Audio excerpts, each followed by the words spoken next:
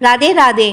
ये एपिसोड्स को आप प्लीज़ इस चैनल को सब्सक्राइब कीजिए। नया एपिसोड 408 एक्सीडेंट। कुछ देर बाद सभी लोग लिविंग रूम में मौजूद थे। सारांश ने कहा, वैसे आरव, हमें नहीं पता था कि तुम और अदव्य दोस्त हो। आरव ने कहा, हाँ, हमने लॉ की पढ़ाई साथ में की है। और उसने सबको सब कुछ बताया। आरव ने कहा, वैसे अदव्य कहाँ है? मुझे उससे बात करनी है। सारांश ने एक कमरे की तरफ इशारा करते हुए कहा, शायद वो अपने कमरे में है। आरव ने हाँ में सर हिलाया और वो चला गया। सब बातें करने में लग गए। आरव के मॉम डैड भी कंफर्टेबल होकर सबके साथ बैठे बात करने लगे। कुछ देर बात करने के बाद सबने आज ही सानवी और आरव की सगाई करने का फैसला किया। सानवी को और सब जानकर खुशी हो गई। आयंश ने सबको देखा और कहा, मैं बड़े पापा से बात करता हूँ। और वो भी वहाँ से चला गया। इधर आरव अदव्य के कमरे के बाहर आकर खड़ा हो गया। वे उसका दरवाज़ा खटखटाते बोला, अदव्य, इट्स मी, दरवाज़ा खोलो। इधर अदव्य ने उसकी बात को सुनी लेकिन कोई जवाब नहीं दिया। आरव फिर से दरवाज़ा खटखटाते हुए बोला, सॉरी यार, माफ़ कर दे, मुझे भी नहीं पता था तुम जिससे सगाई कर रहे हो वो सानवी है। मुझे ये बात कल रात को सारांश से पता चली। अगर मुझे जरा भी अंदाज़ा होता तो मैं तुझे पहले ही सब बता देता। तभी अदव्य ने कहा, आरव, मैं बहुत गुस्से में हूँ, मैं कुछ बुरा कर दूंगा, इसलिए तू जा यहाँ से। ठीक है, तुझे बाहर नहीं आना तो मत आ, जा रहा हूँ, आरव ने कहा और दरवाजे के पास खड़े होकर चलने की एक्टिंग करने लगा। अदव्य ने उसके कदमों की आवाज़ से धीमी होते हुए सुना तो दरवाज़ा खोलकर बाहर देखने बोला, साला ऐसा ही चला गया। यही है उसकी दोस्ती। जब सब कुछ बताना था तब नहीं बताया, और जब मैं रूठ कर बैठा हूँ तो मुझे मनाने की भी ज़रूरत नहीं है। हाँ। तभी आरव, जो पर्दे के पीछे छुपा था, उसने पीछे से अदव्य को गले में हाथ डालकर उसे पकड़ लिया। उसने कहा, आई एम सॉरी यार, मुझे माफ़ नहीं करेगा? अदव्य ने उसे खुद से दूर किया और मुंह बनाते हुए बोला, इतनी आसानी से नहीं, मैं तुझे माफ़ नहीं करूँगा। साले, तूने मुझे कभी नहीं बताया कि वो मेरी भाभी है। मैंने उससे दिल ही लगा लिया था। अब कितना दर्द हो रहा है तुझे पता नहीं? ये कहने के बाद उसने अपने सीने पे हाथ रखा। आरव ने कहा, हाँ जानता हूँ, अब नौटंकी छोड़ और चल सबके पास। कुछ देर बाद वे दोनों सबके पास आ गए, लेकिन अदव्य ने सानवी को देखकर अपनी नज़रें फेर ली, जैसे अब भी वो उससे नाराज़ हो। वहाँ पर अब सम्राट भी मौजूद था। भले ही उसका मुंह फूला हुआ था, लेकिन सानवी को खुश देखकर उसने कुछ भी नहीं कहा। कुछ देर बाद आरव और सानवी ने एक दूसरे को रिंग पहनाया। आरव ने सानवी को रिंग वाला हाथ पकड़ा और उसकी आंखों में देखते हुए उसे चूम लिया, जिससे सानवी शर्मा गई। सब उसके लिए खुश थे। कुछ देर बाद सब नाश्ते की टेबल पर मौजूद थे। रीना ने अंश को देखते हुए कहा, वैसे हमने बच्चों की सगाई तो करनी ही थी, मिस्टर रायजादा, शादी के बारे में क्या ख्याल है? सबने यह सुना और अंश को देखने लगे। आरव ने कहा, हाँ ससुर जी, क्या आप शादी की डेट जल्दी निकलवा सकते हैं? मुझे जल्दी से जल्दी प्रिंसेस से शादी करनी है। अंश ने कुछ देर सोचा और कहा, शादी यही कोई 5-6। वो कहते हुए सबको देखने लगा, और यू मीन 5-6 दिन में? आरव ने इतने डेस्परेट होकर कहा, वैसे भी मुझे लगता है सानवी अभी शादी नहीं करना चाहती। नहीं, 5-6 साल बाद ही, डेस्परेट देखकर कहा। तो अंश ने कहा, नहीं, 5-6 साल बाद करते हैं। मुझे भी लगता है सानवी अभी शादी के लिए इतना नहीं चाहती। सानवी ने जल्दी से कहा, नो डैड, हमें शादी करनी है। सबने उसकी बात सुनी और हंसने लगे। सानवी को अपनी कई बात याद आई और वो झेंप गई। अंश ने कहा, ठीक है, मैं पंडित जी से मुहूर्त निकलवाने के लिए कहता हूँ। हम आयंश और रूहानी की शादी भी उसी दिन पूरे रीति रिवाज के साथ करेंगे। आयंश और रूहानी ने यह सुना और एक दूसरे को देखने लगे। आयंश ने कहा, लेकिन उसकी क्या ज़रूरत है डैड, हमारी शादी तो ऑलरेडी हो गई है। नीलिमा ने कहा, बहुत ज़रूरी है आयंश, हम में अब तुम्हारी शादी नहीं थे, कोई भी नहीं था हम में से तुम्हारी शादी में। सानवी और आरव के साथ हमें तुम्हारी भी शादी देखनी है। आयंश से दोबारा शादी का सुनकर रूहानी को उसकी शादी का दिन याद आ गया। कैसे आयंश ने उसे ज़बरदस्ती शादी की थी, उसे वहीं छोड़कर आ गया था। उसने अपना सर झुका लिया और खाना खाने लगी।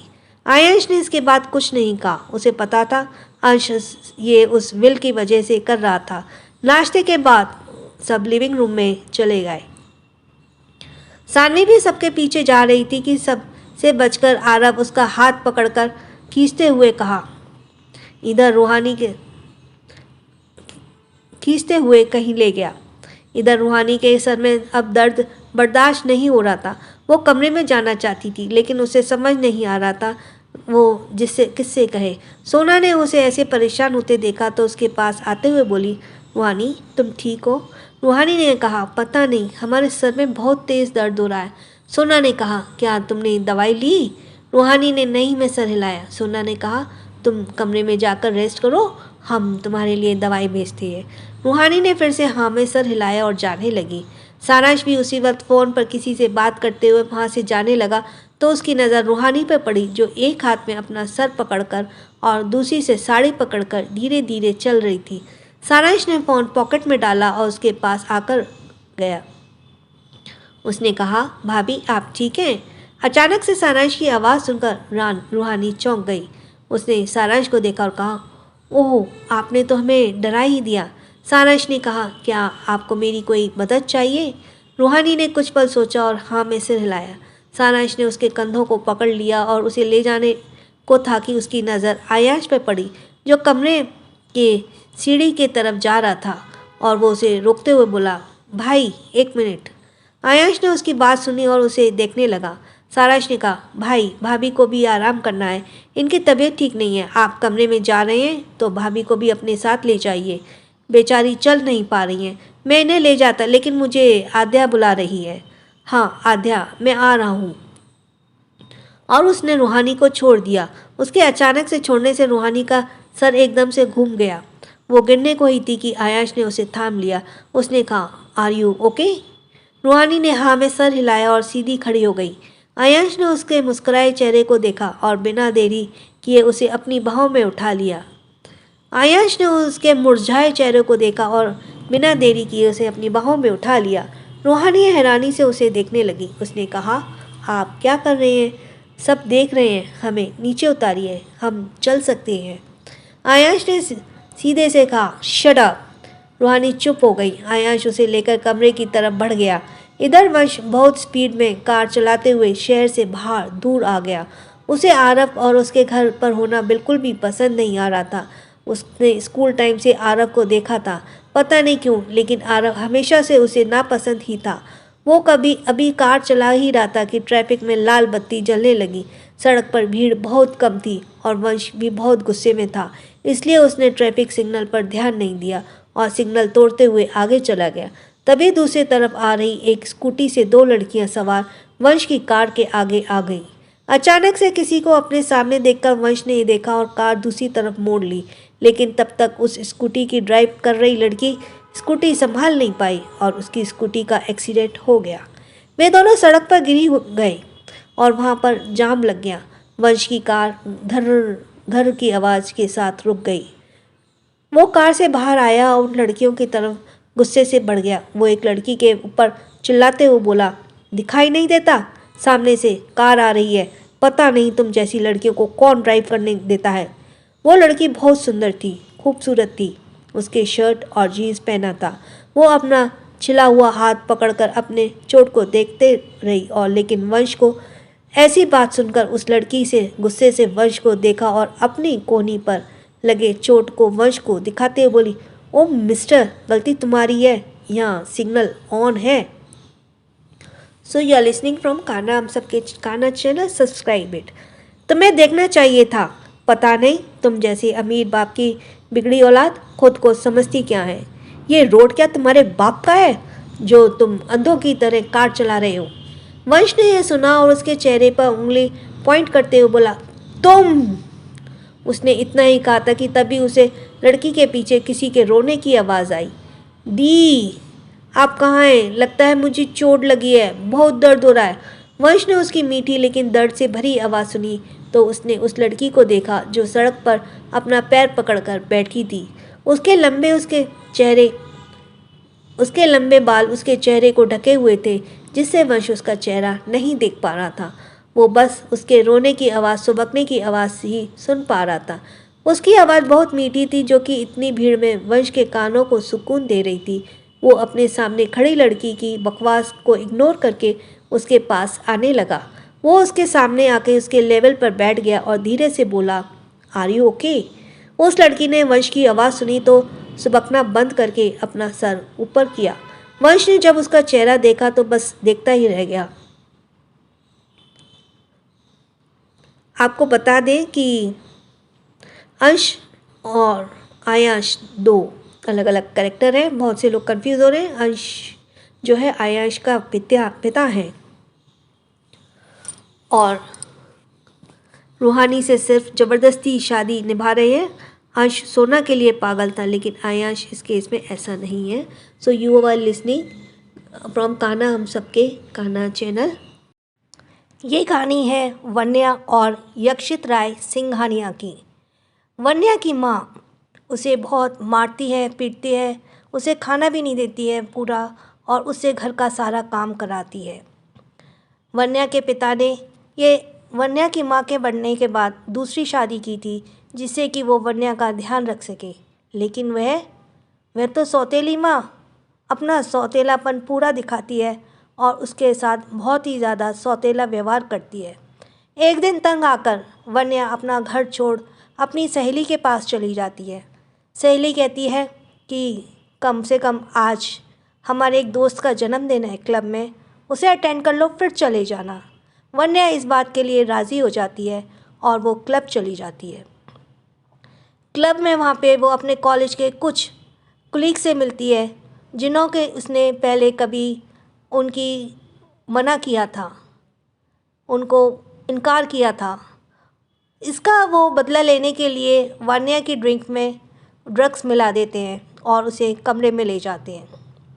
वो वान्या के साथ कुछ गलत करने ही वाले होते हैं कि तभी वहाँ हमारे स्मार्ट हीरो यक्षित राय सिंघानिया, जो बहुत हैंडसम है, जो बहुत पैसे वाले हैं, जो बहुत ही मशहूर है, अंडरवर्ल्ड के किंग हैं, उसे बचाते हैं।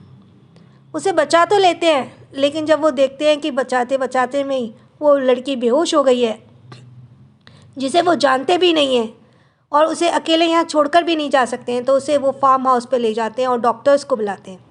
डॉक्टर बताती है कि इसने काफ़ी दिन से ठीक से कुछ खाया पिया नहीं है, इसके शरीर पर बहुत सारे ताज़ा घाव हैं और इसकी केयर की बहुत ज़रूरत है। उसे दवाइयाँ और सप्लीमेंट्स दी जाती हैं। जब उसे होश आता है तब यही बिजनेसमैन यक्षित राय सिंघानिया उससे कहता है, मैंने तुम्हारी जान बचाई है, इसके बदले मुझे कुछ चाहिए, क्योंकि मैं तो फ्री में कुछ करता नहीं। तो उसके बदले में वह कहता है कि मुझे तुमसे कल शादी करनी है। शादी, वो बहुत परेशान हो जाती है। वो सोचती है एक जगह से निकली, ये तो मैं दूसरी जगह खाई में गिर गई। कहते हैं ना, गड्ढे में से निकले और खाई में गिर गए। लेकिन वो वहाँ से भागने की बहुत कोशिश करती है। इस बात को भांपते हुए यक्षित राय सिंघानिया वहाँ पे कड़ा पहरा कर देता है। दूसरे दिन यक्षित राय सिंघानिया की शादी उसी की दोस्त अवनी से होने वाली होती है, जो उसकी कॉलेज फ्रेंड होती है।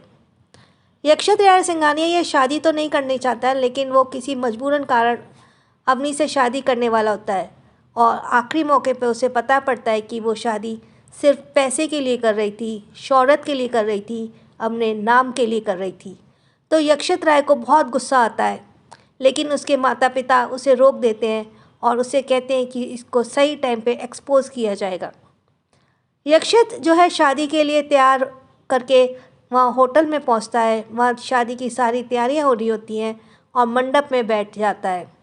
जैसे ही पंडित जी उसके लिए मांग में सिंदूर भरने को कहते हैं, तो वहाँ कुछ ऐसा होता है कि वो शादी रुक जाती है और हमारी जो हीरोइन है वन्या, वो आती हैं और दुल्हन के जोड़े में और उनसे यक्षित की शादी हो जाती है। शादी होकर वो घर जाती हैं। घर पे उनको वहाँ पे उनके दादाजी मिलते हैं, यक्षित के पिताजी मिलते हैं, छोटा भाई मिलता है, दो दोस्त मिलते हैं और साथ में काम करने वाले मिलते हैं, जो उनके बहुत ही करीबी होते हैं। लेकिन साथ में एक और भी मिलता है, एक छोटा बच्चा, जो यक्षित को पिता कहता है, पापा कहता है। और वो व्याना वहाँ परेशान है कि वहाँ उसकी ना सास दिख रही है, न ददिया सास और ना ही कोई नंद। तो आखिर कहाँ है ये सब लोग? ये क्या सच में यक्षित का बेटा है या किसी और का बेटा है? यक्षित क्यों नहीं करना चाहता था किसी से भी शादी? क्यों उसको वन्या से शादी करनी पड़ी? और भी ऐसी बहुत सी चीज़ों के बारे में जानने के लिए, बहुत सी बातों के बारे में जानने के लिए सुने सीओ's फर्स्ट वाइफ। सच में एक ये बहुत अच्छी कहानी है। आप पढ़ेंगे ना तो कहेंगे सच में बहुत अच्छी है। So thanks for listening me. छोटों को